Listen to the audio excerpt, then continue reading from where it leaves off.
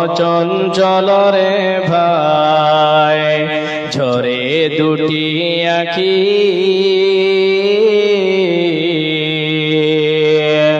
এ বুঝাইলে বুঝিস না তুই কোন জঙ্গলের পাখি রে। আজ মন মর চঞ্চল রে, কুলের পাতা গরম পানি গোসল করাবে, এ গোসল করায়া মন তোর কাফন পড়াবে রে।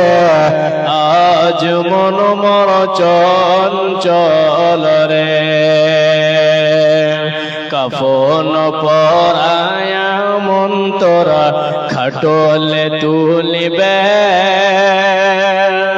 এ খাটলে তুলিয়া মন তোর জানাজা পড়াবে রে। আজ মন মর চঞ্চল রে, আজ মন মর চঞ্চল রে ভাই, ঝরে দুটি আখি এ বুঝাইলে বুঝিস না তুই কোন জঙ্গলের পাখি রে। কখনই আসিবে রে, আজ মন মর চঞ্চল রে। মুনকার নাকির দুই ফেরেশতা তখন জিগাবে, এ রব কি তোমার দিন কি ছিল, কারবা দিনে ছিলে রে। আজ মন জঙ্গলের পায়ে, আজ মন মর চঞ্চল রে।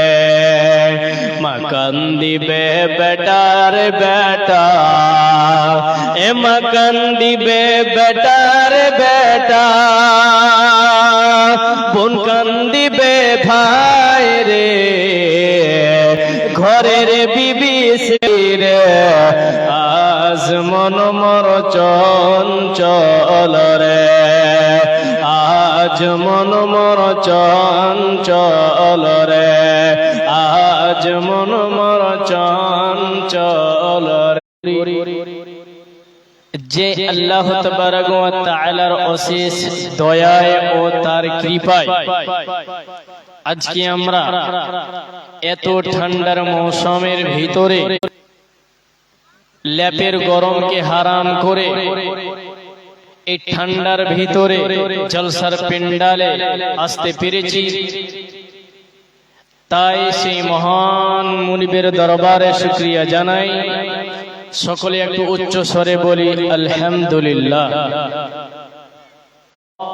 সকলে বলুন সাল্লাল্লাহু আলাইহি ওয়াসাল্লামের প্রতি শত শত শান্তির ধারা বর্ষিত। আল্লাহুম্মা সাল্লি আলাইহি আল্লাহুম্মা বারিক আলাইহি ইল্লা বিল্লাহ ওয়া ইলাইহি মুনিব। তবে বক্তব্য শুরু করার আগে আপনাদের কাছে আমার দুইটা অনুরোধ থাকবে। তার ভেতরে প্রথম নম্বর কথা হচ্ছে, আমি কথাটা বলার আগে আপনাদের সামনে একটু আপনাদের সাথে আমি একটু কথা বলবো। কথাটা হলো এই, আমরা এতক্ষণ থেকে কিন্তু বসে আছি, গোড়ার বয়সের আছেন, সেও উঠবেন যে আমার লাতি এবং পোতা বলছেন।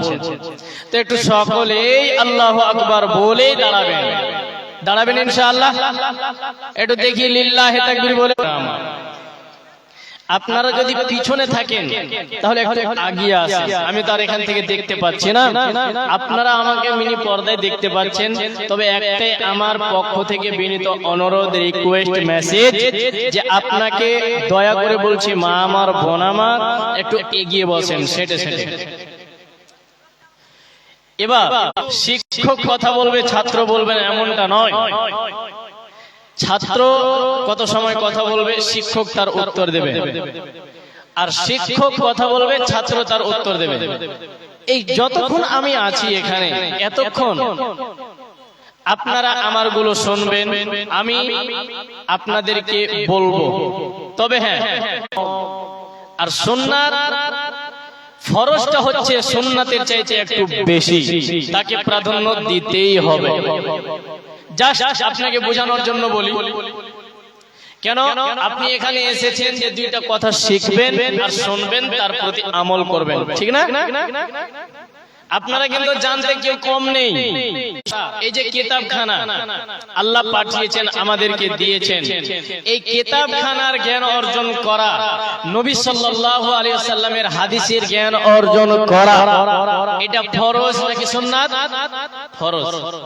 তাহলে দেখেন, ফরজ বুঝে নিতে হবে যে ফরজে আইন মানে কি, মানতেই হবে, নামাজটা কবুল হবে।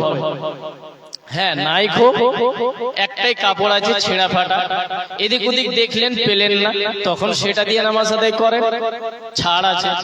কিন্তু থাকা সত্ত্বে যদি আপনি উলঙ্গ হয়ে নামাজ আদায় করেন, আপনার নামাজ হবে না। তাই আমি এদিক ওদিক না গিয়ে আজকে ঢেকে থাকে যাকে বলা হয়, যে ঢেকে থাকে তাকে বলা হয় পর্দা, আর তার আরবি শব্দ হচ্ছে হিজাব। কোরআনের ভিতরে এসেছে, হাদিসের ভিতরে এসেছে যে তোমরা হিজাব অর্থাৎ তোমরা পর্দা। কোরআনুল কারীমের ভিতরে যে ওয়া ইজা সাআলতুমুহুন্না, যে তোমরা যদি কোনো কিছু নেওয়া দেওয়া করো তাহলে তোমরা পর্দার আড়াল থেকে করো। যদি আপনি কোন নারীর কাছ থেকে, পৃথিবীর মানুষেরা তোমরা শুনে নাও, ওয়াকারনা ফি বুয়ুতিকুন্না, এখানে বাইতুনের জামা বহু বচন শব্দ নিয়ে এসেছেন বুয়ুত। আল্লাহ বলছেন, রে নারীর দল, রে মহিলার দল, তোমরা হলে বাড়িতে থাকার বস্তু। বের হয় ওই মহিলাটিকে, ওই নারীটিকে, ওই যুবতী বোনটাকে শয়তান অন্য পুরুষের নজরে সৌন্দর্য